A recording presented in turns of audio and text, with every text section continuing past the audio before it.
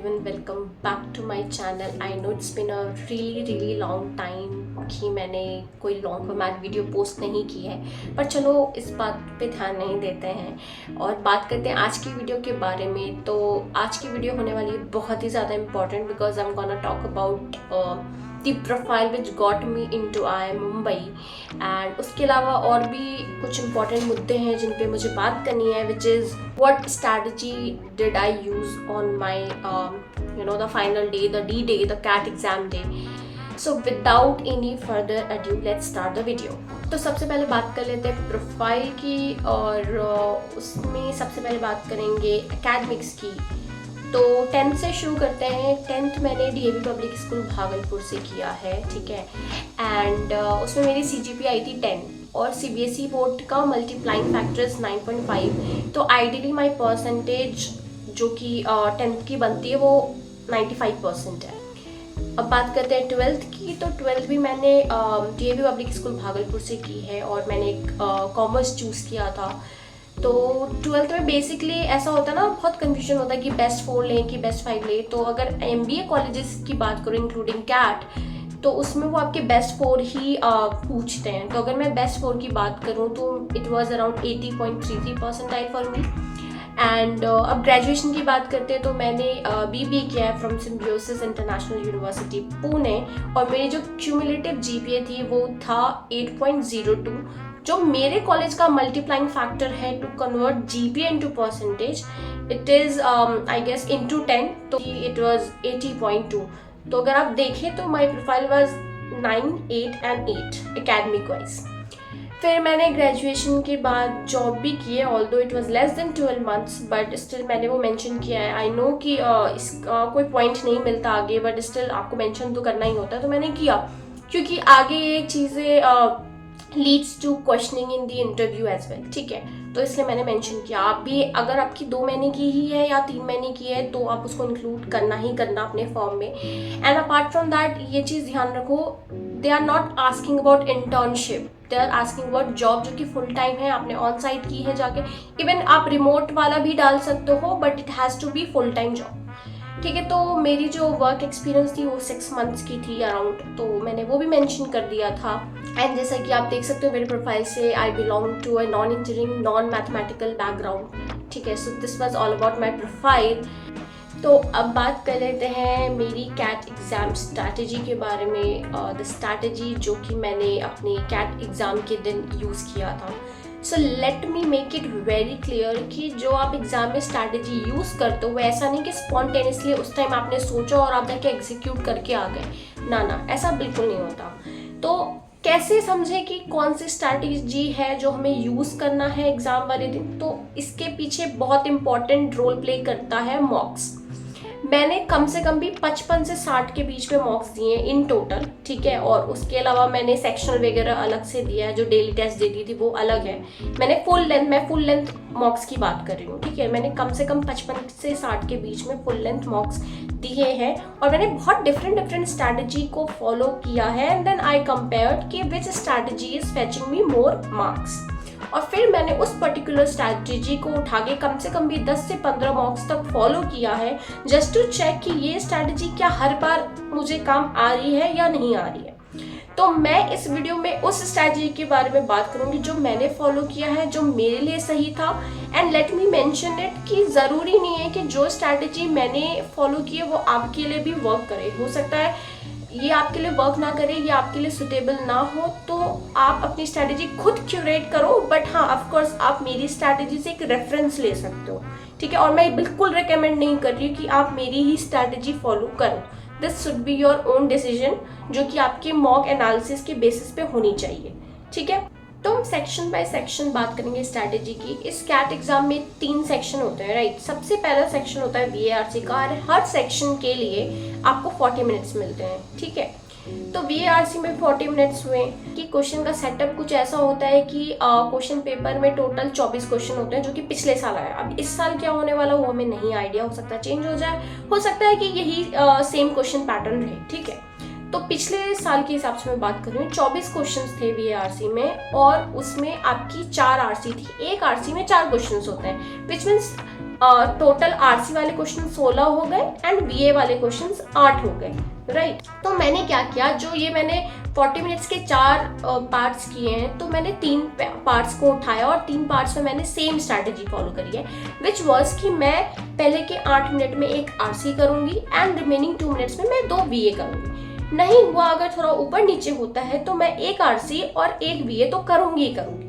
तो अगर आप देखो तो इस 30 मिनट में कहीं ना कहीं आप 12 क्वेश्चंस आरसी के अटेम्प्ट कर रहे हो, राइट। और अगर मैं बहुत मिनिमल बात करूं तो बीए के मान लो आपने एक क्वेश्चंस किए हैं, ठीक है, तो आपने 12 क्वेश्चंस तो आरसी से कर दिए हैं और 3 क्वेश्चंस आपने बीए से कर दिए, विच मीन्स कि आप 15 क्वेश्चंस अटेम्प्ट कर ले रहे हो 30 मिनट्स में। This is the worst case scenario. बाकी ये बचे 10 मिनट्स में अगर आप 2-2 मिनट लेके भी चलो तो 5 क्वेश्चंस और कर सकते हो बीए के, है ना। क्योंकि ऐसा तो नहीं होगा कि आप चौथा भी मतलब आरसी कर ही लोगे, ऐसा नहीं होता। 4 आरसी में से एक आरसी तो ऐसा होगा ही होगा जो कि आपके समझ के बाहर होगा या फिर उसकी लैंग्वेज टफ होगी, राइट।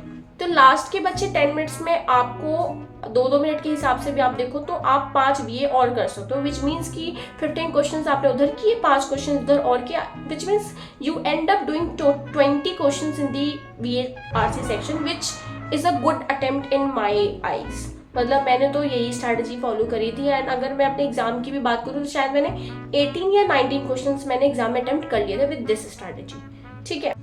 तो अब फटाफट से बात कर लेते हैं एलआरटीआई सेक्शन की। सो अगेन इस सेक्शन के लिए भी 40 मिनट्स हैं और पेपर पैटर्न की बात करूँ तो 4 सेट्स होते हैं इन टोटल और हर सेट में 5 क्वेश्चंस होते हैं। सो इन टोटल 20 क्वेश्चंस हो गए, राइट। और ये अगेन पिछले साल का पैटर्न है, इस साल चेंज भी हो सकता है, मैं बार बार मेंशन कर रही हूँ उस चीज़ को। मैं स्टार्टिंग के 5 मिनट में तो फटाफट से क्वेश्चन पेपर देख लेती थी और तभी डिसाइड कर लेती थी कि मुझे कौन सी स्ट्रैटेजी यूज़ करनी है, क्योंकि मेरी एलआरटीआई को लेकर के 2-3 स्ट्रैटेजी थी और वो मैं अभी बताऊंगी क्या थी। और तो स्टार्टिंग के 5 मिनट में आपने वो प्रायोरिटी सेट कर लेनी है कि कौन से सेट को आप प्रायोरिटी दोगे, कौन से क्वेश्चंस आपको करने, कौन से नहीं करने, कौन सी स्ट्रैटेजी यूज़ करनी, कौन सी नहीं करनी। बेसिकली मेरे साथ ऐसा ना कि मेरा एलआर ज़्यादा अच्छा है in comparison to DI. And second चीज़ और है, मेरे साथ बहुत रेयर केस में ऐसा होता था कि 1 या 2 क्वेश्चन गलत हो गए तो हो गए, वरना मेरी एलआर मतलब इस सेक्शन में एक्यूरेसी अच्छी थी। जो मैं अटैम्प्ट करके आ रही हूँ वो मेरा सही होता था और मैंने इसमें ज़्यादा अपना अटेम्प्ट रेट भी नहीं रखा क्योंकि मैंने देखा है मेरे बस की नहीं है कि मैं 2 सेट से ज़्यादा कर पाऊँ। 5 और 5 क्वेश्चन यानी 10 क्वेश्चन आप करके आ रहे हो, राइट। पहली स्ट्रैटेजी ये है कि आपने ये देखना, जैसे मेरे लिए ये होता था कि मैं एलआर के लिए देखती थी, अगर मुझे 2 सेट ऐसे मिल गए एलआर के जो कि आसान है तो मैं वो अटेम्प्ट करके आऊँगी। तो पहली स्ट्रैटेजी ये थी। दूसरी स्ट्रैटेजी ये थी कि हो सकता है कि एक ही एलआर का सेट है जो कि मुझे आसान मिले और दूसरा हो सकता है कि डीआई में से भी तो आसान आ सकता है, तो मैं डीआई कर लूँगी। तीसरी स्ट्रैटेजी ये होती थी कि ठीक है मान लो पेपर बहुत ही ज़्यादा टफ आ गया है तो मेरी स्ट्रैटेजी ये होती थी कि मैं सारे सेट में जाऊंगी और एक ना एक क्वेश्चन इधर से एक इधर से एक इधर से ऐसे करके मैं 8 क्वेश्चन तो करके आऊँगी मतलब हर सेट से 2 क्वेश्चन निकाल लूँगी। ऐसा होता है कि अगर सेट टफ है लेकिन उसका क्वेश्चन आसान होता है तो आपको उसमें से क्वेश्चन देखना है कि कौन सा आसान है और आप ऐसे करके क्वेश्चंस निकाल सकते हो। क्योंकि बहुत वर्स्ट से वर्स्ट केस सिनेरियो भी अगर आप कंसिडर करो तो यार एग्जामिनर इतना तो नहीं करेगा कि 4 के चारों सेट उसने टफ दे दिए हैं, बिल्कुल ही एक सेट तो आसान होगा ही होगा और आपने बस वही सेलेक्ट करना है। और इस बार के एग्जाम में यही स्ट्रैटेजी मेरी काम की थी, मैंने बस एक सेट करके आई थी मैं एग्जाम में और आप विश्वास नहीं करोगे इस बात पे but you have to believe me. इसके अलावा मैंने एक क्वेश्चन और किया था दूसरे सेट से, जो कि मैंने बोला ना कि मैं I will go through other sets, अगर उसमें से कोई आसान क्वेश्चन मिल गया तो मैं कर दूंगी, तो वो वाली थी। 1-2 क्वेश्चन और मैंने इधर उधर से दूसरे सेट से किया था जो कि आसान थी, ठीक है। एक बहुत इंपॉर्टेंट पॉइंट है जो आपको नोटिस करनी है, वो ये कि जब आप मॉक एनालिसिस करो तो आप जरूर चेक करो कि जो ईजी क्वेश्चन था क्या आपने वो अटेम्प्ट किया है या नहीं किया है। अगर आप इजी क्वेश्चन सेलेक्ट नहीं कर रहे हो अपने लिए, इट मीन्स कि आपकी सिलेक्शन खराब है, आपको उस चीज पे काम करने की जरूरत है, right. So this was my strategy for LRDI section. अब आता है क्वांट का सेक्शन, जो कि मेरा सबसे बड़ा डर था क्योंकि मैं नॉन मैथमेटिक्स बैकग्राउंड से हूँ, नॉन इंजीनियरिंग बैकग्राउंड से, तो आई अंडरस्टैंड कि ऐसे लोगों को थोड़ा डर रहता है कौन से, कि मैंने कैट एग्जाम क्रैक कर लिया, आप भी कर लोगे आराम से, तो टेंशन लेने की जरूरत नहीं। तो मेरी स्ट्रैटेजी ये थी कि मैं पहले अर्थमेटिक करूँगी, उसके बाद मैं देखूँगी कि लॉग या क्वाड्रेटिक इक्वेशंस के क्वेश्चन आ रहे हैं या नहीं आ रहे हैं, तो वो मैं देख लेती कि मुझसे हो रहा है या नहीं हो रहा है। नहीं तो फिर मैं नंबर सिस्टम पे जाती, फिर नंबर सिस्टम के क्वेश्चन देख लेती थी, वो हो रहा है तो ठीक है, वो नहीं हो पा रहा है तो फिर मैं प्रोबेबिलिटी या परमिटेशन एंड कॉम्बिनेशन से क्वेश्चन करूँगी, वो मैं फटाफट से कर लेती थी। फिर बचा था ज्योमेट्री ऑल्दो आसान होती है क्योंकि थ्योरम्स हैं, आपको पता है तो आप करके आ जाओगे, it is that simple. But ये मैंने थ्रू दी मॉक एनालिसिस देखा था कि मुझे ऐसा नहीं कि थ्योरम आता नहीं था वो, बट पता नहीं क्या होता था, क्वेश्चन देख के मेरे दिमाग में हिट नहीं करता था कभी भी कि इसमें ये पर्टिकुलर थ्योरम लगना चाहिए। तो मैं ज्योमेट्री पे बहुत कम ध्यान देती थी, बस बहुत जल्दी से ऐसे मतलब पढ़ लेती थी क्वेश्चन। अगर मुझे लगता था कि मैं इसको कर पाऊंगी तो ही मैं अटेम्प्ट करती थी, वरना मैंने ज्योमेट्री पे कभी टाइम वेस्ट नहीं किया। तो क्वांट में भी अगेन होता है 40 मिनट्स, और इसको भी मैंने 10 मिनट्स का 4 सेक्शन बनाया, ठीक है, कि हर 10 मिनट्स में मैं 4 क्वेश्चन करूंगी। तो इस तरीके से आप देख लो, आप कम से कम भी 16 क्वेश्चन तो करके आ रहे हो क्वांट में, ठीक है। लेकिन ऐसा होता नहीं था मेरे साथ, क्योंकि इतनी तो मेरी क्वांट अच्छी नहीं थी टू बी ऑनेस्ट। तो फिर मैं इस स्ट्रेटेजी से नीचे आई कि चलो ठीक है 4 क्वेश्चन नहीं होगा, बट दो क्वेश्चन तो होंगे ही होंगे आराम से, 5 मिनट में एक क्वेश्चन तो होगा ही।